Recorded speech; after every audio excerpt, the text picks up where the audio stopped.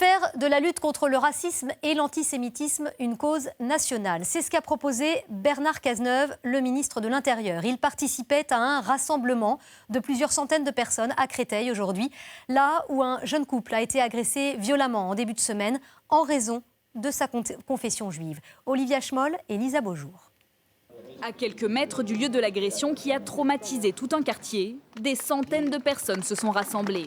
Le visage grave, l'air déterminé, elles sont venues dire stop aux attaques racistes et antisémites. C'est le problème lui-même de l'antisémitisme et du racisme qui est intolérable et il faut réagir absolument. Et pour répondre aux inquiétudes de la communauté juive, le ministre de l'Intérieur s'est déplacé en personne. Aucun acte, aucune parole antisémite ne doivent demeurer impunis. Nous devons faire de la lutte contre le racisme et l'antisémitisme une grande cause nationale. Un discours fort qui intervient dans un contexte particulièrement tendu. En France, les agressions antisémites sont de plus en plus fréquentes. Elles ont doublé en un an. Alors certains membres de la communauté ne se sentent plus vraiment en sécurité et envisagent même de partir.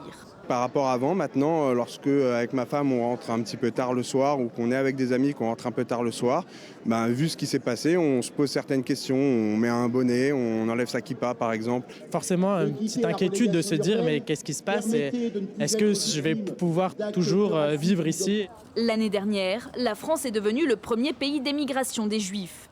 Un peu plus de 4500 d'entre eux sont partis en Israël. C'est la République française qui est en danger et si les choses devaient continuer, il y aurait de plus en plus de Juifs qui quitteraient la France alors que nous sommes implantés dans ce pays depuis 2000 ans. La communauté juive n'est pas la seule à ressentir un malaise. En 2014, les actes racistes contre les musulmans ont aussi augmenté de 12%.